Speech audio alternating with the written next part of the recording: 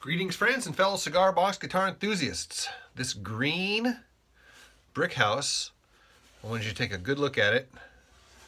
This is the pre, or shall we say the before, because we're going to do a before and after. So right now it's green and got paper and foil and whatnot and hinges. We're going to take off the hinges, peel the foil, and pull out the sander, and we're going to see what the wood is, what it looks like underneath here.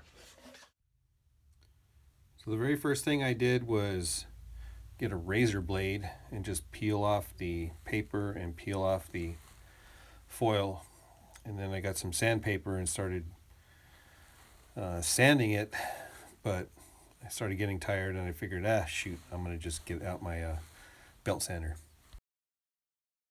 All right, never mind that crap. It's taking way too long. I'm going to bust out the power sander.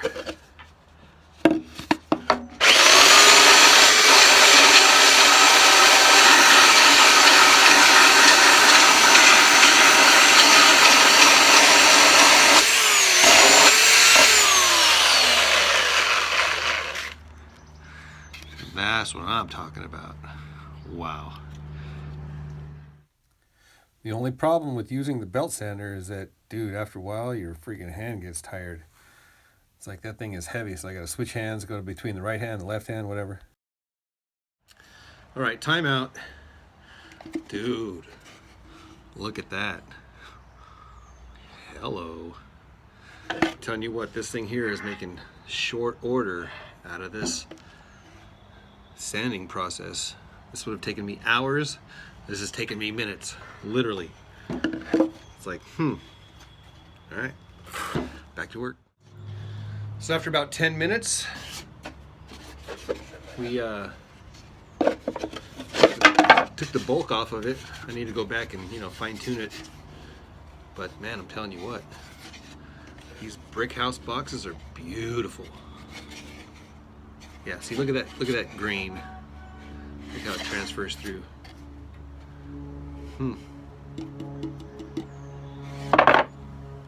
Man, oh man, am I speechless. Okay, look at that green. Okay, see this knot? See this knot here? Okay, now look, I'm gonna flip it around. There's the knot, there's the knot, there's the grain. So the grain swirls on this side, swirls on this side. Okay, so this is one piece of wood. This is not laminate. And upon close inspection, all of the sides and the top is solid wood, not laminate. Folks, I am speechless. I'm speechless.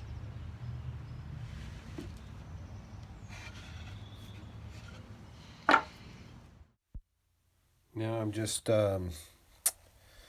fine-tuning the sanding with my little handheld Makita sander, just to get it all nice and smooth and whatnot.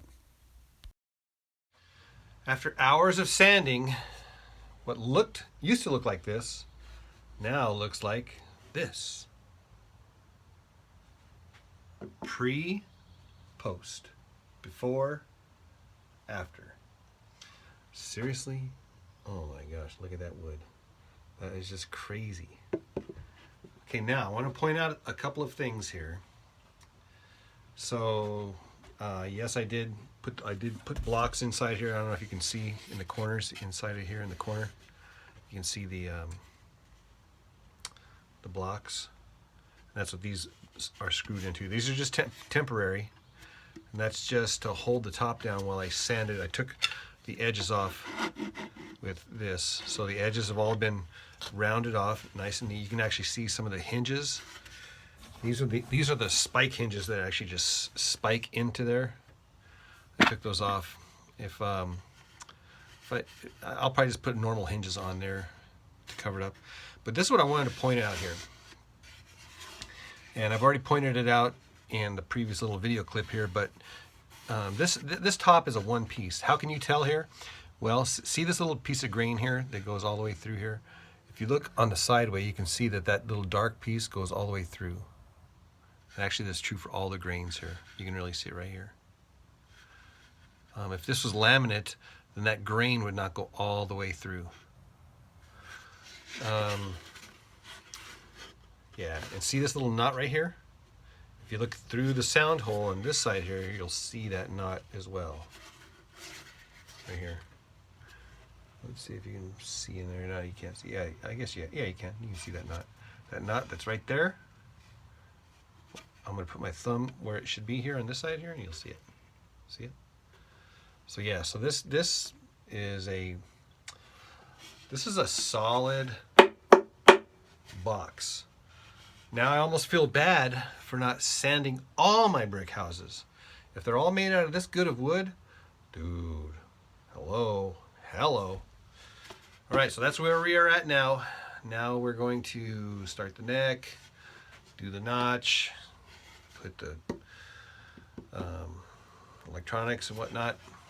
Probably dark stain this thing here and sand it some more just to bring out those wood grains. Oh my gosh. This is going to be crazy. This is going to be crazy. And this is what it looks like after a little dark stain. Yeah. You thinking what I'm thinking?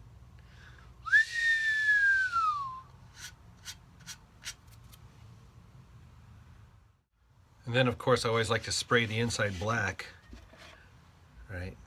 So that the when you're looking inside, it's just dark all the way around. Contrast, baby, contrast.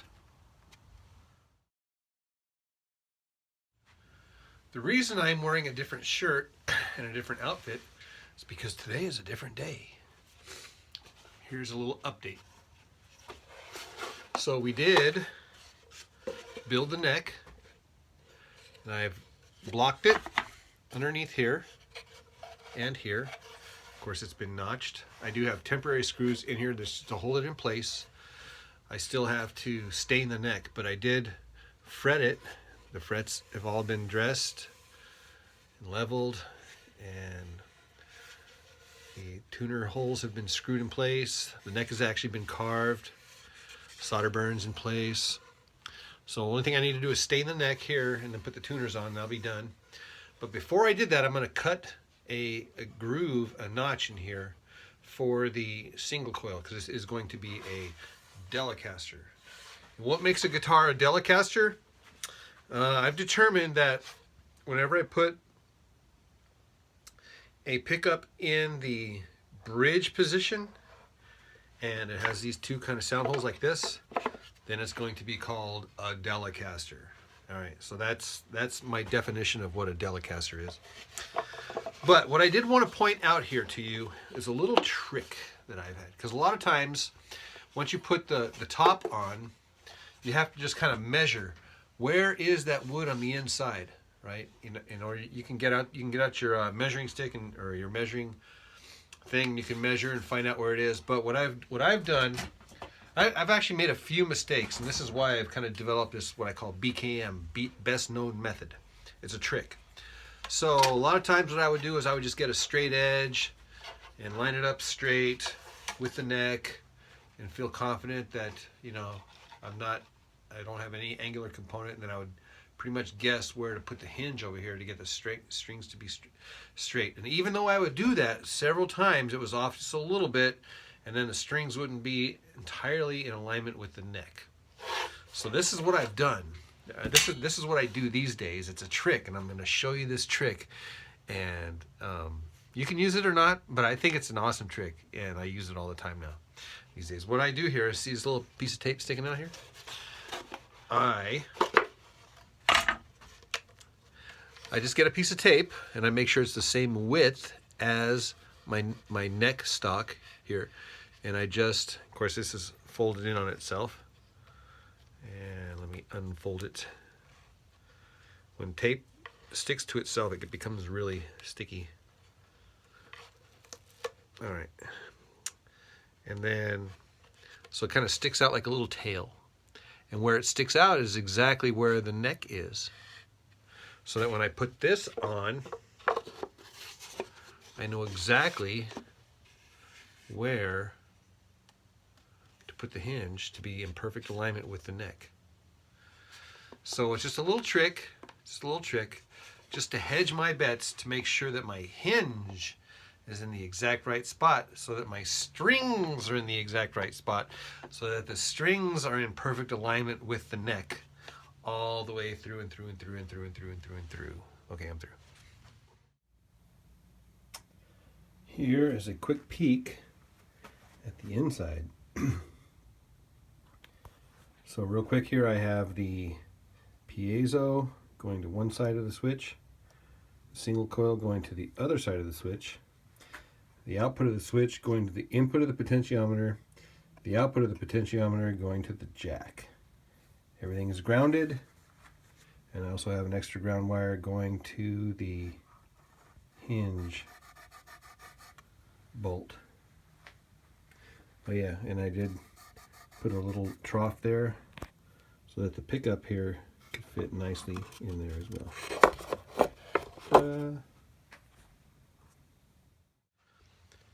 So now I set the long yardstick right here at the jumbo and all the way over here to the freshly carved, freshly stained saddle, just to make sure that I have perfect action right here.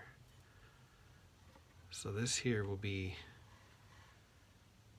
a little bit higher than what, so I'm going to sand the bottom of the saddle just a little bit, just to get this guy down just a little bit more. Now I'm ready to put on strings, and have you ever seen one of these guys here? This is a little string winder that goes right inside your drill bit. It's the most handy tool in the world. All right, a couple of things to keep in mind. One of the things is that each one of these strings can hold the weight of the cigar box guitar. Each one of these strings. Now this doesn't matter if it's a skinny string or a thick string.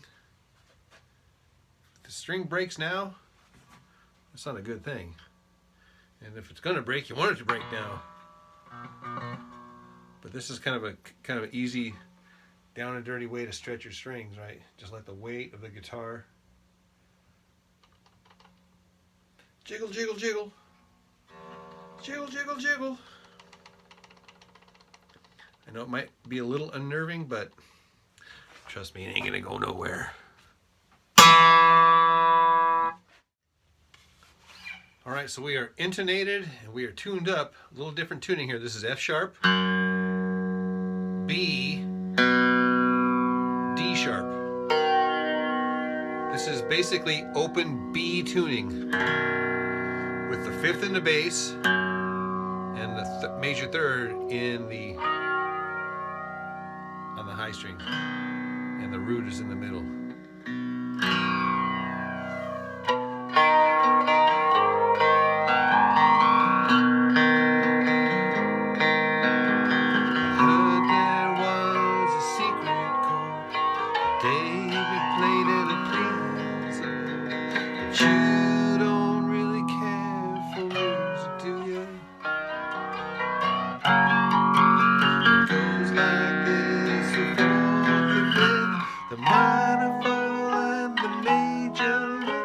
The baffled king composing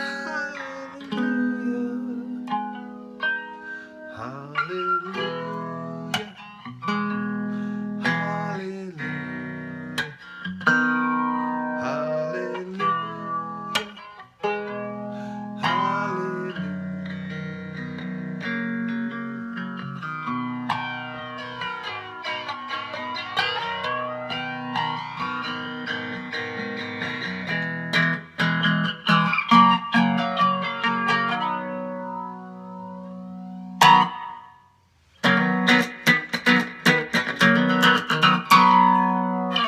This is actually a fun tuning. I like it. The chord shapes are flat, and then the other chord shape is this shape here. So if you can just remember those two shapes, flat, which is like open, and and then this shape here. So that'd be the second chord, the third chord, the fourth chord, flat, fifth chord, flat. Next one is this shape again. And you can do it open if you want. And I like to go back to the flat here, which you can do flat, and you can do the middle string open or flat. And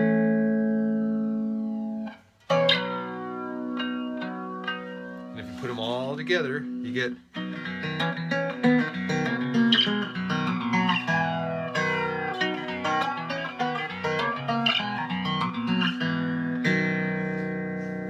isn't that just a sweet sound? Oh my gosh.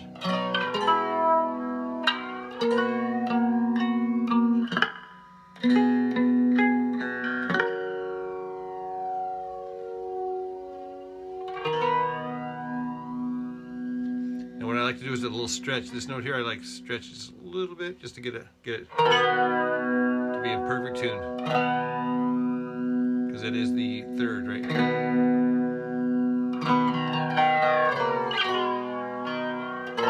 Here's a stretch. Stretch.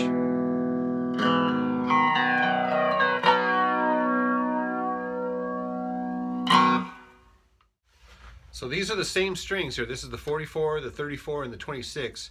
And you can tune these to be E, B, E. You can also tune it to be G, D, G.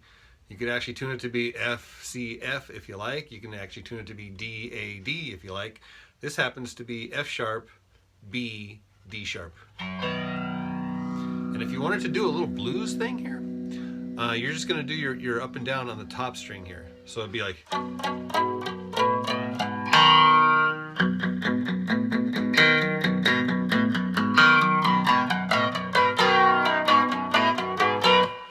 come up here to the 4 chord, which is the same place. It's going to be at the 5th fret, and then you're just going to rock it on the top string. You're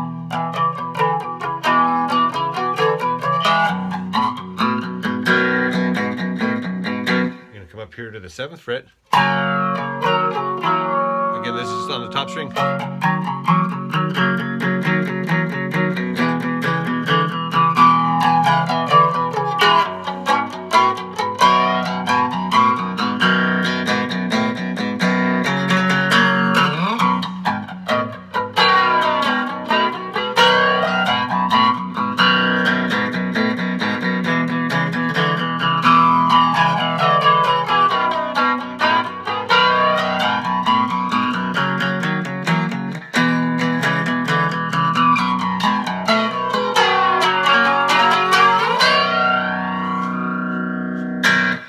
If you like these videos, be sure to comment, like, share, subscribe. Don't forget, there is a Patreon link in the upper corner of my YouTube banner. Go check it out. All right, you guys, thanks for watching. Beware. I do have some updates and some announcements coming soon that will definitely be impacting my YouTube channel and my cigar box guitar building, so stick around for that. All right, you guys, thanks for watching. Stay tuned. Don't forget, 6 strings are definitely 3 strings too many. All right, you guys, talk to you soon.